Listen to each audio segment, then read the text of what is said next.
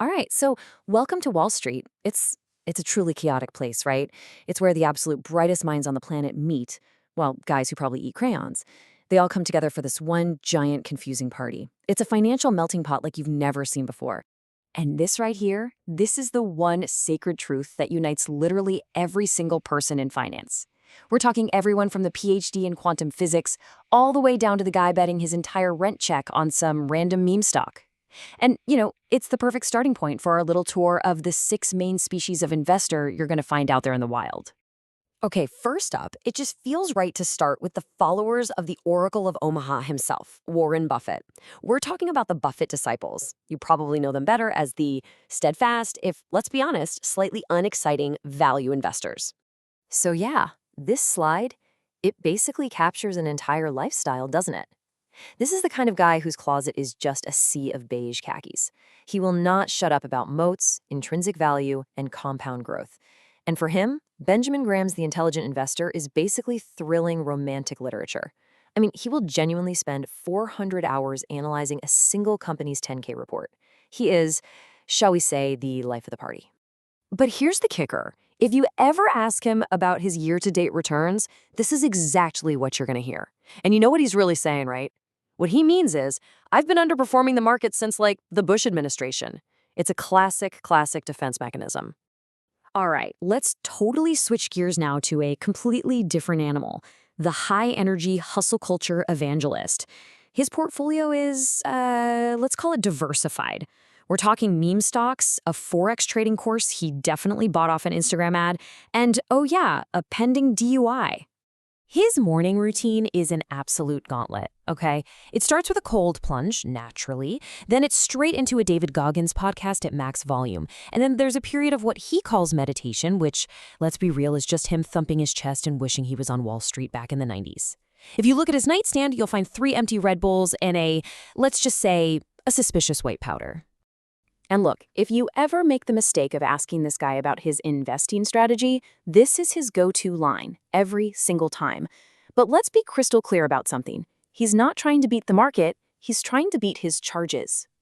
And that brings us neatly to our next character, the chart artist. This is the technical analyst who stares at a stock chart the same way a conspiracy theorist stares at grainy UFO footage.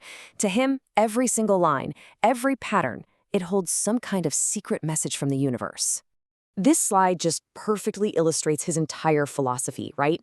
While your traditional value investors out there worshiping Warren Buffett, our chart artist, he admires Pablo Picasso. He could not care less what a company actually does or if it even makes money. Because, fundamentals? Piff. That's for boomers stuck in the past. So the most important thing to get is this. He doesn't do due diligence, he creates art.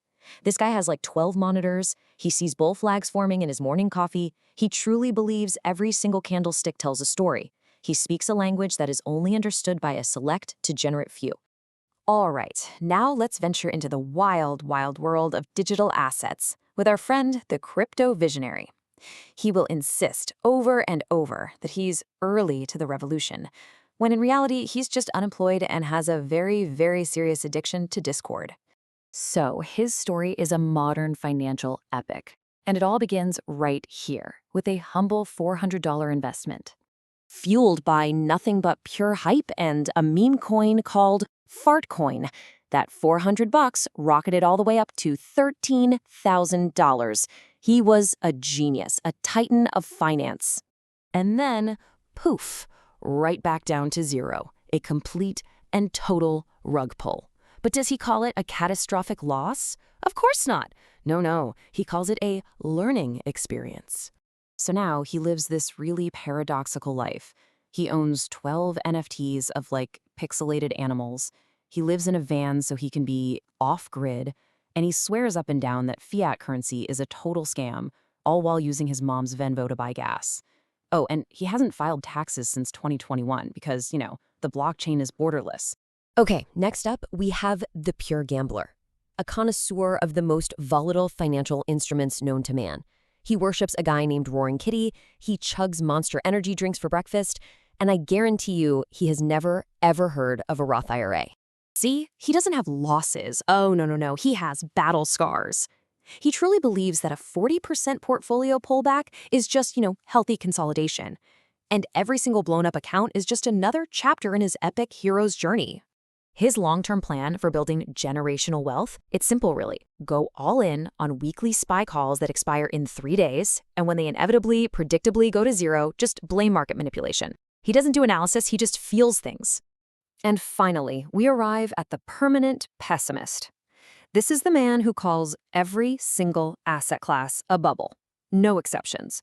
For him, the movie The Big Short wasn't just entertainment, it was a full-blown spiritual awakening. This slide just perfectly captures his flawless track record. He's been wrong 137 times in a row, predicting a market crash that just never seems to come. But his answer is always the same. One day, you'll all see. He's short the market, he's short the economy, and frankly, he's a little short of hope. But here's the thing you gotta understand. His true motivation.